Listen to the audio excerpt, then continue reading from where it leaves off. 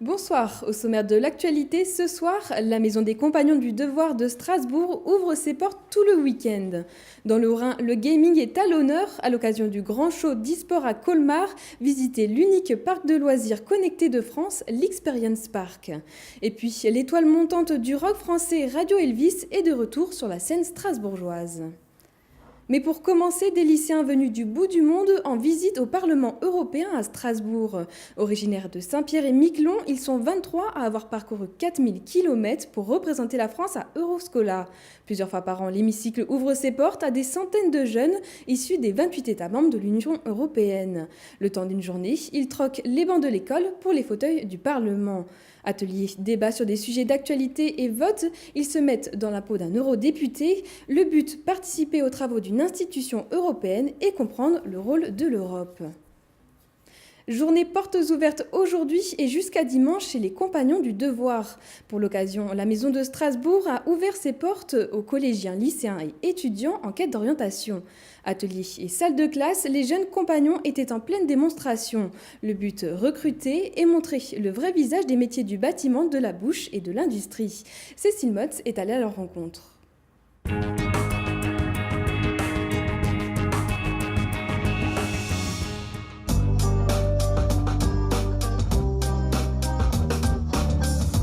Maçons, plombiers, menuisiers, jardiniers, paysagistes, ils sont tous réunis au même endroit.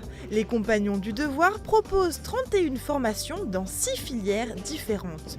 Le principe de cette filière d'excellence, c'est l'alternance, CAP ou Bac Pro. Ils sont environ 400 à se former à Strasbourg cette année. Surtout axés sur le bâtiment ou les métiers du goût, leur maison à Strasbourg ouvre ses portes au grand public. L'objectif, redorer l'image de ces métiers manuels.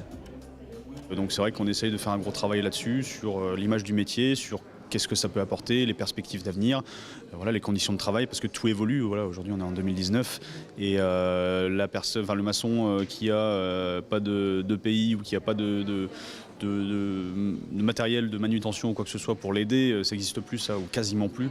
Voilà, les métiers évoluent, la pénibilité au travail, je ne veux pas dire qu'elle n'existe plus, parce que ça reste quand même des métiers physiques, mais elle est moindre.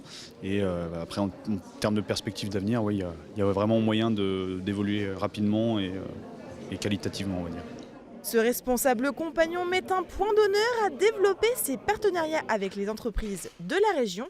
Chaque élève passe 6 semaines en entreprise contre 2 seulement en cours.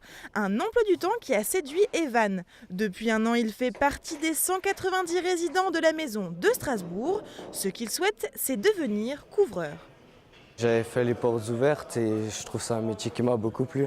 Être à l'air libre toute l'année et faire quelque chose de mes propres mains, surtout ça qui m'a attiré. Ce métier, on couvre tous les bâtiments pour l'étanchéité, pour faire que l'eau ne s'infiltre pas dans les maisons. Et on pose plein de matériaux différents, du métal, de l'ardoise, de la tuile. On est polyvalent un peu partout et ça c'est génial.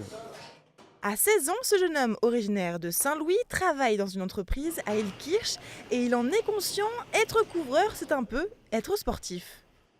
Ne pas avoir peur de la hauteur et avoir de la bonne condition physique pour, par exemple, un collègue nous lance de la tuile, on doit la réceptionner ou des fois la lancer, ou peu importe, porter des charges, etc. Et se balader sur un toit, avoir beaucoup d'équilibre. Parce qu'on a une charge et qu'on se balade sur les lattes, faut tenir l'équilibre. Avec les formateurs, c'est un réel partage. Du côté des couvreurs, c'est Flavien qui donne les consignes. Compagnon depuis 15 ans, il a fait le tour de France des maisons des compagnons pour se former. Dans sa classe de première année, ils sont seulement 22 à apprendre ce métier. Un métier donc qui ne séduit pas aussi bien que les autres. On l'oublie un peu par rapport à celui de charpentier. Quand on pense à la toiture, on pense d'abord au bois, parce que c'est un métier beaucoup plus noble. On oublie un peu les caractéristiques du métier de couvreur, qui est quand même un métier très très large, ce qu'on pourrait penser. C'est pas juste poser de la tuile, emboîter de la tuile, il y a tout toute une finesse derrière de matériaux différents, c'est vraiment très très large. Je fais pas mal de visites d'entreprises pour voir un peu comment ça se passe chez mes jeunes là, dans leurs entreprises. Et c'est vrai que les patrons, le refrain est toujours le même, on trouve personne, il n'y a personne de qualifié, personne ne veut faire ce métier. C'est vrai qu'il y a une demande en France qui est énorme, on cherche plus de 3000 à 4000 couvreurs et on ne trouve pas quoi. A contrario, les métiers de la bouche ont de plus en plus d'adeptes. En boulangerie-pâtisserie, ils sont environ 150 à suivre la formation.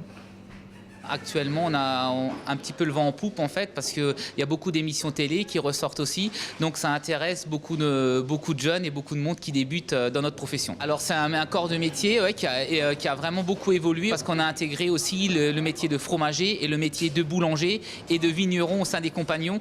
Donc c'est des tout jeunes métiers qui vont aussi apporter leur pierre à l'édifice les prochaines années et qui pour l'instant sont soutenus par le métier de boulanger-pâtissier. Différents corps de métier, différents profils, les jeunes étaient au rendez-vous. Ces Strasbourgeois en quête d'orientation sont venus découvrir des métiers et voir concrètement ce dont il était question. J'aime bien tout ce qui est manuel, après s'il y a quelque chose qui vraiment me branche, pourquoi pas. Je préfère le travail manuel que théorique, donc voilà. Et je voulais savoir quels travaux il y a ici. Découvrir. Plâtrier, pourquoi pas, mais je pense pas être assez douée manuellement pour ça. Et sinon, peintre, c'est vraiment magnifique aussi, tout ce qui dessine sur les murs, on a vu un peu partout là. J'aimerais vraiment me réorienter et donc j'explore toutes les pistes possibles et différentes, pourquoi pas charpentier, parce que mon père avait une menuiserie et une scierie. Donc je suis un peu né dans le domaine du bois, donc pourquoi pas continuer. J'ai pris un rendez-vous pour un entretien, pour voir si je suis admissible ou pas. Trouver sa voie ou changer de profession, les compagnons du devoir présentent leur métier sous forme d'atelier, et cela tout le week-end.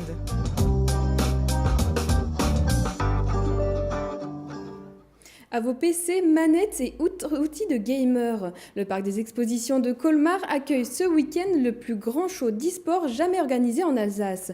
L'occasion de découvrir un parc de loisirs connecté qui a ouvert il y a un mois à Wittenheim, le Experience Park.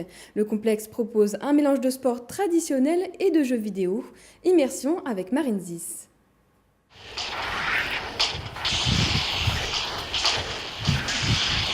Ah, purée, j'ai essayé de l'éviter, j'ai pas réussi. Vous n'avez sans doute encore jamais vu ça. C'est normal, c'est une première en France. Le jeu se nomme Experience Battle.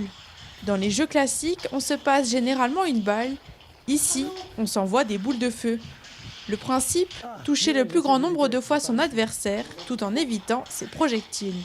C'est tout simplement de la réalité augmentée. Donc on a un casque qui nous permet de voir la vraie vie, donc tout ce qui nous entoure. Et on a finalement de l'incrément de personnages et d'objets avec lesquels on va pouvoir évoluer en interaction. On est vraiment sur un aspect où on va se servir de la partie virtuelle, la partie connectée, et on va la mettre au service du sport pour faire jouer les gens, les faire bouger et les challenger justement tout en s'amusant et avec justement l'aspect physique, l'aspect compétition qui rentre en jeu.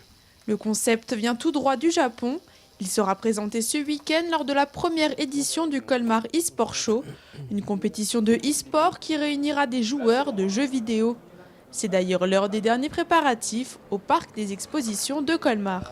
On va dire qu'on va accueillir 550 joueurs donc en LAN, ce que vous voyez ici derrière moi. Donc en LAN, c'est-à-dire que les gens jouent entre eux sur 3 jeux différents, donc League of Legends, Counter-Strike et Fortnite, donc le jeu du moment. On aura aussi des compétitions consoles sur différents jeux, donc comme Tekken 7, Super Smash, Mario Kart 8 Deluxe. Ici, ce qu'on va proposer de particulier, notamment, c'est une partie show, où là, on va pouvoir voir 2 grosses équipes s'affronter, notamment lors des finales. C'est vraiment un show spectaculaire qui est digne des plus gros concerts que vous pouvez voir aussi à la Foire aux Vins. Le e-sport show débute dès demain 10h et réunira amateurs et passionnés du gaming tout le week-end.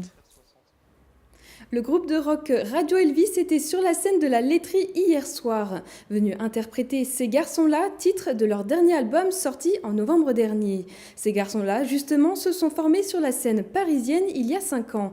Et aujourd'hui, ils débutent leur seconde tournée, rencontre avec Cécile Motz. Ces garçons-là, voilà le nom de leur deuxième album. Et ces garçons, ce sont Pierre Guénard, Manu Ralambo et Colin Russeil. À eux 3, ils ont formé le groupe Radio Elvis. Après une première scène en 2013, mais aussi leur premier prix aux Victoires de la musique en 2017, ils étaient hier sur la scène de la laiterie et ont aujourd'hui une réelle identité. On est devenu un groupe en faisant des concerts en fait, donc sur ces 250 dates de la première tournée, c'est beaucoup, on a eu le temps de se trouver quand même. Et puis et on a écouté beaucoup de musique dans le camion, chacun de son côté. Et finalement on s'est retrouvé des influences communes qu'on avait hâte de mettre dans un deuxième album. Au début on ne savait pas trop si on était un groupe de chansons, un groupe de pop, de rock.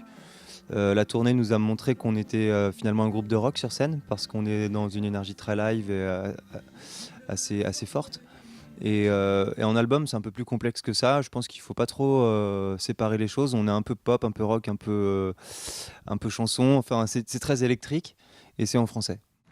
Et cette identité se retrouve dans ce deuxième album. Les rôles sont mélangés, le guitariste CC au piano, le bassiste également.